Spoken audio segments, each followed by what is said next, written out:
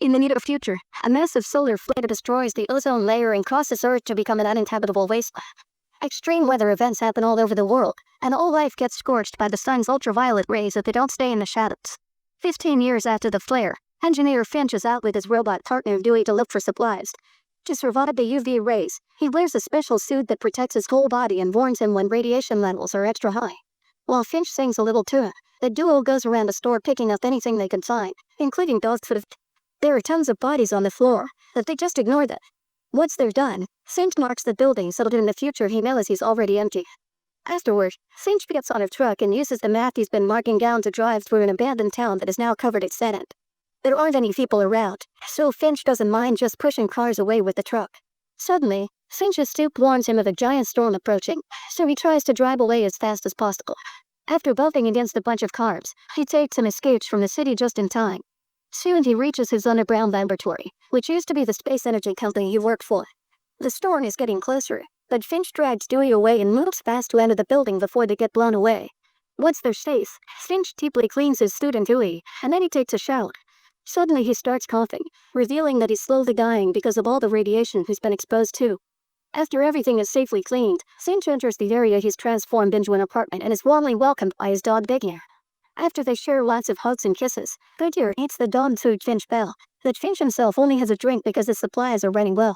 He puts today's bounty in the fridge and can't help staring at it each death, but he reminds himself to save it for a special moment. Afterward, Finch works on his main project, making a humanoid robot that will take care of Goodyear after he's gone.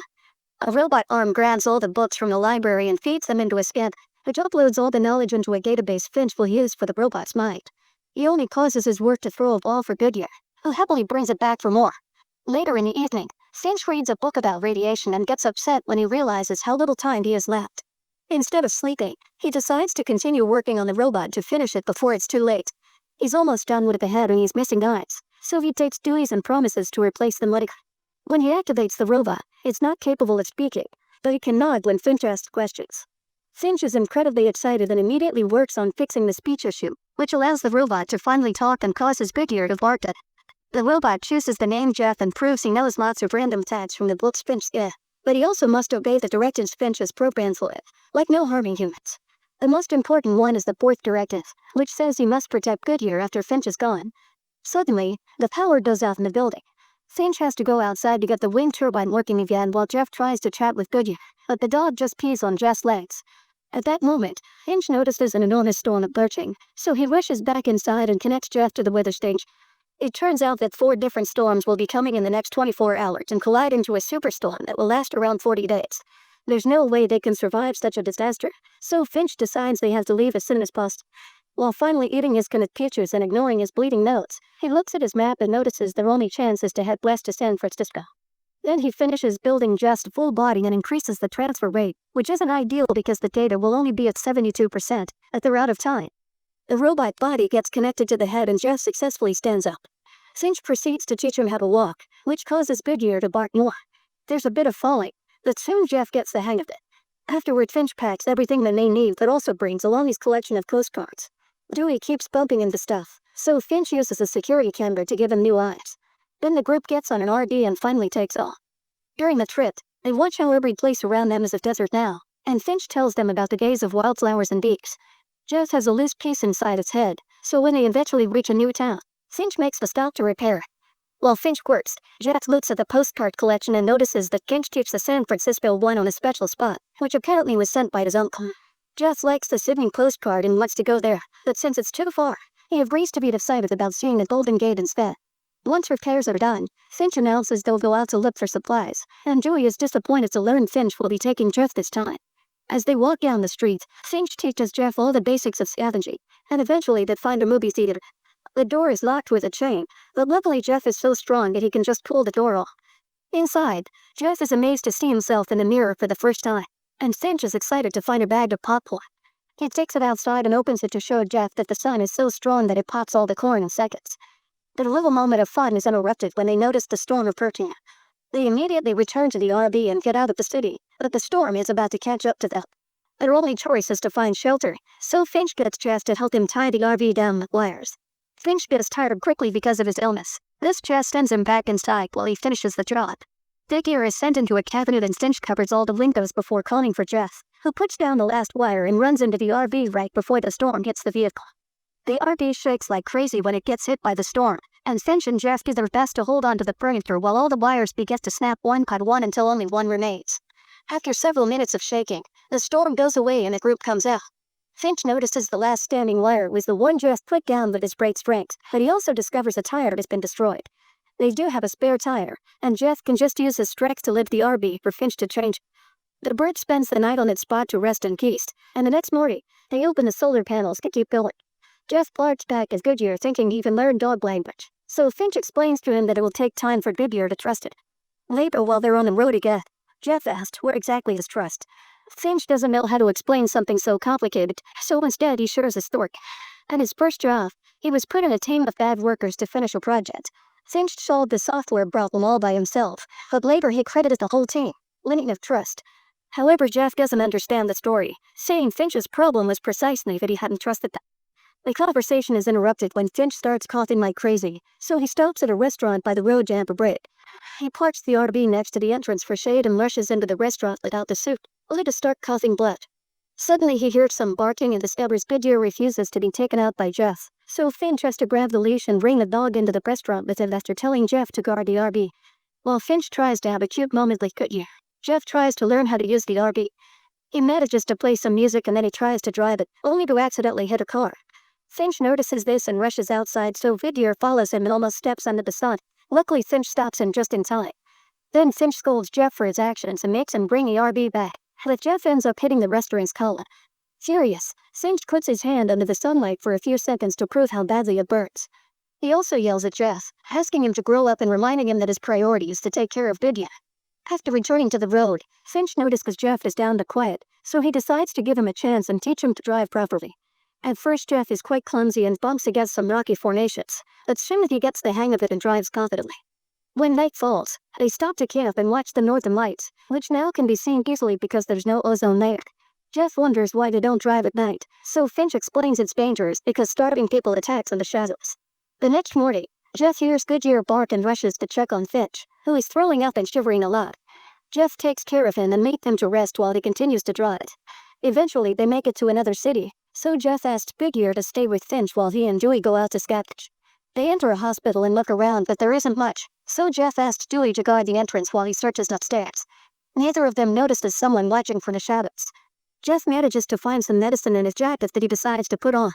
He also opens a cabinet that is full of useful stuff. Downstairs, Dewey finds some physic, but when he tries to grab it, he walks into a bear trap that instantly destroys him. Meanwhile, Finch wakes up and discovers his robots are gone. He can guess they're in trouble, so even in his weak state, he suits up and goes after them. He's devastated to find Dewey in such a poor condition and turns him off to stop his suffering. Then he notices someone moving around and gets ready to attack, but it's just Jeff in his new cuff. Finch scolds him for not being able to tell this place is a trap, and they start running as they hear some noises nearby. At the stairs, Finch starts coughing and falls to his knees, but they hear the noises getting closer, so Jeff helps him out and they run out of the building. As soon as they reach the RV, they immediately drive off at great speed, not noticing a car following them. Hours later, after nightfall, Finch finally sees the car chasing them. Since Jeff is driving and can see in the dark, they turn off the headlights, but the car is still following them. Next, they try speeding up, but Finch notices an underpass ahead, so he steers the RV off the road. Jeff tries to explain that the height of the RV is higher than the underpass, but Finch is panicking and keeps driving to try to hide the RV up. Sadly, Jeff is right and the underpass ends up destroying the RV's solar panels, so Jeff has to use his strength to finish pushing the RV until it's completely hit. The group is tense as they wait for the car to pass by, and Jeff discovers that Finch keeps a gun for self-defense.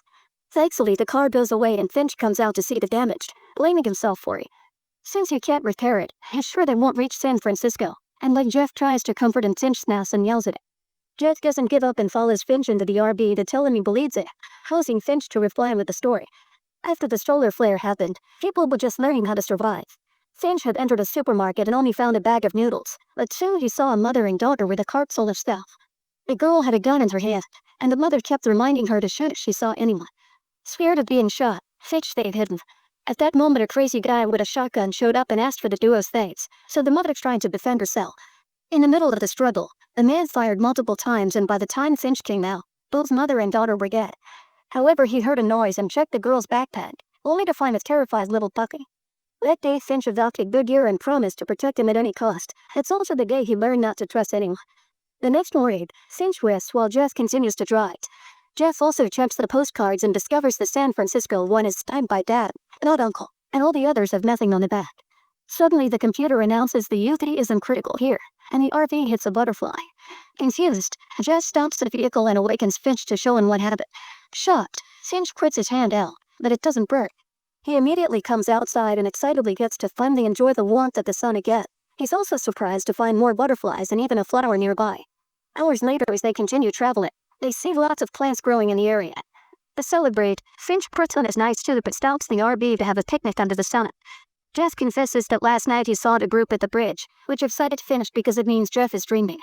Next, Jeff asks Finch why he lied about the postcard, so Finch shares a new story. When he was a kid, his mom told him his dad had Viking blood in, and Finch shows Jeff a picture of the Viking funeral. His father left before Finch was born because he was an engineer who built bridges and traveled a lot for contracts. Finch never had contact with him until his 15th birthday, when he received the postcard out of the blue. His father wrote he hoped to meet his son one day, and Finch bought this fancy suit for the reunion. Unfortunately, he never heard from his dad again, but he started his postcard collection. Touched by the story, Jeff excitedly announces they can reach the Golden Gate in 18 hours if they hurry, but Finch reminds him he'll die soon and he won't be able to make it. After making Jeff promise he'll take good care of Dunya, Finch throws a ball to show Jeff how to play with the doll. Jeff throws the ball as well, but Goodyear always brings it back to Finch because he's still wary of Jeff. Suddenly Finch starts coughing up blood, and when Jeff asks if he can help it, Finch says he already did. Then he shakes Jeff's hand and is sure a warm hug. Afterwards, Finch goes into the RV to rest while Goodyear watches over him. Jeff stays outside to pick up his things, but as the sun sets, he hears Goodyear cry and knows Finch has finally passed away. To honor their dear friend, Jeff and Goodyear give him a Viking funeral by burning him with his UV suit.